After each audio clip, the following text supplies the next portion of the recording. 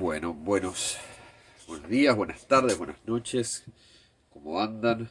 Un placer enorme para mí participar de esta cátedra de reflexión filosófica de la educación.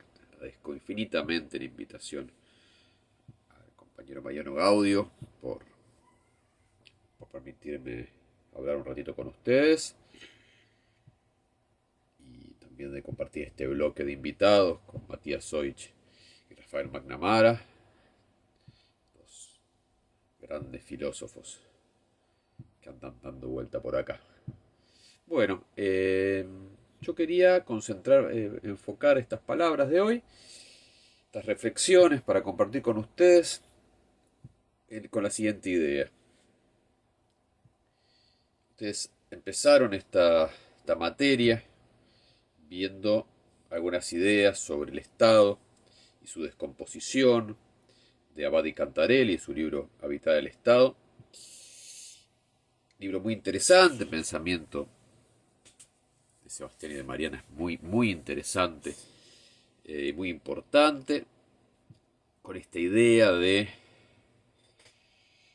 quizás ahora un poco más habitual, más parte de nuestras intuiciones, sobre todo en esta época de pandemia en la cual se vuelve a escuchar, no solo en nuestro país, no solo a partir de nuestro gobierno, sino en otros lugares inesperados y actores inesperados, la idea del rol del Estado. El rol del Estado es fundamental, el mercado no puede reemplazar nunca al Estado, y particularmente esto se observa cuando hay una enfermedad, cuando hay que cuidar a los desfavorecidos, cuando hay que curar a todos, cuando hay que hacer una planificación de salud, cuando hay que incluso poner dinero en las empresas.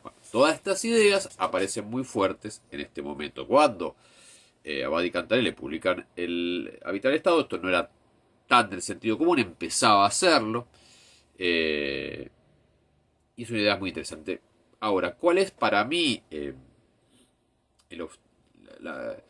la limitación de la propuesta de este grupo de pensadores estatalistas argentines? Básicamente la idea de que la organización social depende del Estado, que el Estado es la forma de la comunidad, de lo común, de lo que agrupa orgánicamente a los individuos, y que en el debilitamiento, el proceso de debilitamiento del Estado, vinculado con el desarrollo capitalista, con la pérdida de los grandes relatos, el posmodernismo y otros fenómenos, la posverdad y muchos otros fenómenos que debilitan la idea de unidad, que debilitan la idea de lo orgánico que nos acoge, sería un proceso de disolución de los lazos sociales, ¿no? Donde cada cual, y esta idea también circula en los discursos, cada cual queda librado a su suerte como una especie de piedrita, de guijarro arrojado en el medio del camino, suelto, librado a su propia individualidad. El problema de este discurso es que justamente fomenta las ideas individualistas, las ideas liberales extremas, en las cuales, bueno, la sociedad que sería un conjunto de individuos aislados, ¿no? Entonces podríamos pensar, en un momento no lo era, si retrocedemos en el tiempo, encontramos las sociedades primitivas con lazos comunitarios muy fuertes y muy abigarrados, y luego, en la medida en la cual se desarrolla la sociedad, se desarrollan los modos de producción, se desarrolla el capitalismo, aparecen estos individuos solos y aislados. Y eso es lo que estaría pasando. Vamos quedando sueltos. Estar sueltos tiene su lado horrible, que es, bueno, me enfermo y nadie me cuida. Me quedo sin trabajo y nadie me ayuda. Nací desfavorecido, nadie me educa, bueno, etcétera, etcétera. Pero también tiene su lado positivo, tiene que ver con esta idea de la libertad como hago lo que quiero, entonces como estoy suelto, tengo libertad. Bien, disolución, entonces. ¿Cuál sería la idea? El Estado como la construcción de las sociales y el capitalismo como un proceso de degradación y de ruptura de estos lazos sociales. Ahora bien, me parece a mí que esta es una manera equivocada de concebir las cuestiones, porque el capitalismo es el tipo de organización social hegemónica en nuestra época, ¿no? Está esta frase que tiene cierta moda en este momento, que es más fácil concebir el fin del mundo que el fin del capitalismo. O sea, podemos encontrar muchas fantasías apocalípticas donde el mundo se termina y muy pocas donde aparece otro sistema social. Bien. Entonces es hegemónico el capitalismo en este momento, y lo que yo quería plantear hoy es que el capitalismo no nos suelta. O sea, hace como que nos suelte, nos deja librados a nosotros mismos, pero es un proceso muy ajustado de constitución social y de organización social. Es muy distinto al modo estatal, pero es un modo de organización social muy específico. Bueno, entonces, lo que se trata es de pensar cómo tiene lugar esta organización social capitalista. Este sería el desafío y la propuesta. Bueno, vamos a... No hay una verdad última, estamos en la posverdad. No se sabe en definitiva cuál es la manera en la cual nos constituye el capitalismo como individuos, pero repasemos cuatro.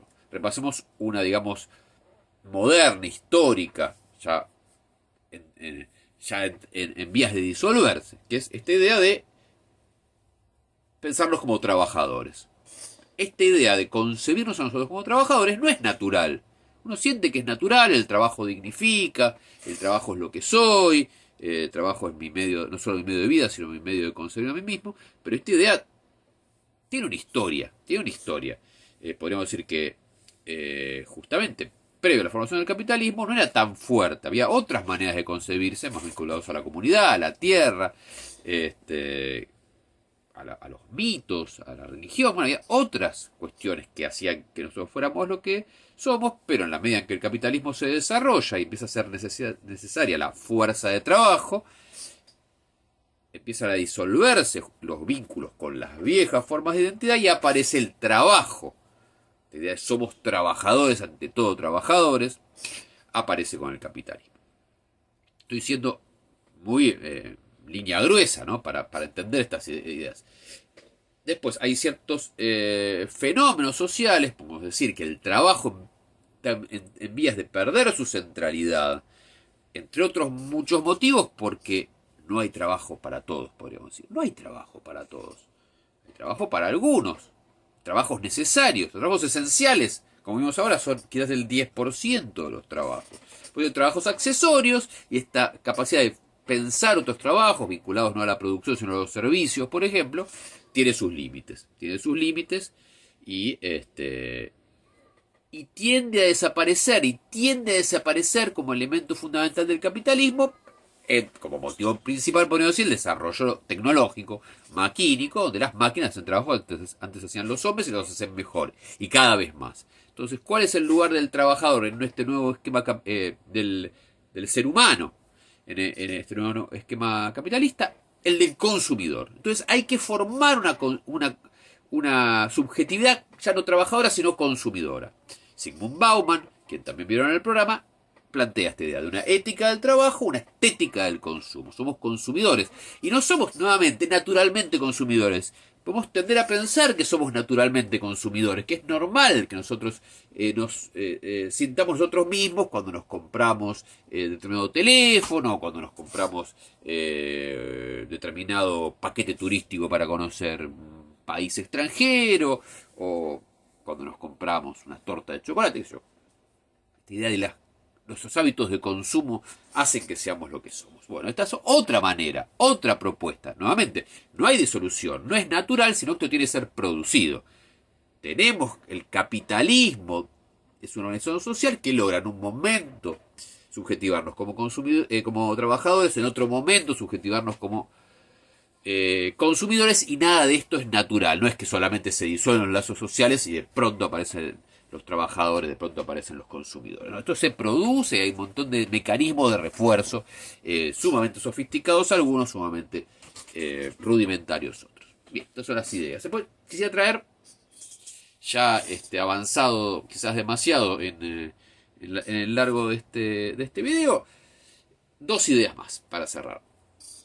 Entonces, trabajadores, consumidores.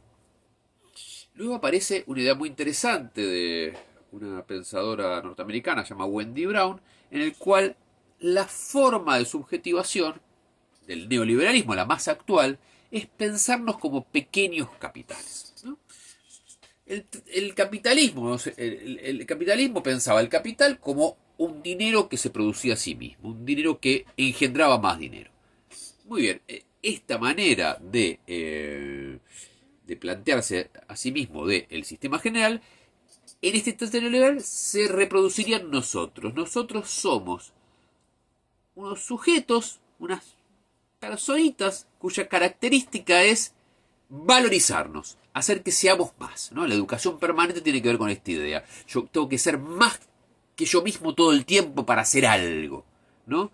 Redes sociales, yo tengo que tener más likes, tengo que tener más compartidos para hacer algo. Y esto se expande no solamente a la actividad económica, donde está el emprendedurismo, donde yo tengo que siempre tener un poco más, ser una empresa de mí mismo y siempre lograr facturar más o encontrar nuevas maneras de obtener dinero, sino también en la vida amorosa. Yo tengo que estar todo el tiempo mejorándome a mí mismo, yendo al gimnasio, aprendiendo poemas impactantes, siempre mejorándome a mí mismo. Aprendiendo a cocinar un arroz a la genovesa, cualquier cuestión que esté valorizándome para poder aspirar a la pareja, para poder presentarme en una red social de conocer a otras personas, etcétera, etcétera. La educación, siempre autovalorizándome. Esta es una idea muy distinta al trabajador, que el trabajador no tiene que autovalorizarse, puede hacer el mismo trabajo toda su vida, que como consumidor, que no se está autovalorizando, sino está realizando productos que se produjeron y comprándolos, no que se produzcan más. Finalmente es una idea de estar siempre creciendo, siempre autocreciendo. Y esta es muy interesante porque es una noción de capitalismo extraeconómica, que supera lo económico. Bueno, ahí volvemos. Estoy terminando este videito, ¿sí? Y ahí voy. Bueno, esta idea. Y quisiera cerrar, conocieron a Clementina, que está acá acompañándome en esta cuarentena. Bueno, pequeña pausa de niños y cerramos la idea. Bueno, y quisiera terminar esto con una idea abismal respecto a esto. Porque estamos hablando siempre de subjetivaciones que tienen que ver con un factor humano necesario para el desarrollo del capitalismo. Finalmente está la idea más terrible, la idea de que quizás el futuro no nos necesite. Quizás la subjetivación humana no va a ser ya directamente parte del sistema capitalista, que el sistema capitalista va a poder funcionar a través de un funcionamiento maquínico, un funcionamiento viral, un funcionamiento de otra naturaleza a las características humanas. Y donde quizás, ahí sí, haya que recuperar la política, haya que recuperar el Estado, ya no en un espacio no ocupado, donde hay solo disolución y el Estado viene a volver a constituir una organicidad, sino para competir con un modo de organización social que cada vez nos excluye más como seres humanos. Queremos dejar de estar excluidos, queremos ser necesarios, la importancia de la vida humana, la importancia de una vida humana que no sea meros consumidores, meros trabajadores, meros mini empresas que se organizan así, sino con otro tipo de valores, con otro tipo de formas de vida que le den sentido a nuestra estadía en la Tierra. Tampoco es natural, también debe ser producida, no se produce en un terreno desocupado y desértico, sino que tiene que ser artificialmente producida por un Estado, por una organización social orgánica, construida y pensada entre todos, desde arriba y desde abajo, para que vivir valga la pena. Bueno, les agradezco muchísimo haber podido participar de este bloque y espero que podamos seguir conversando sobre estas y otras ideas.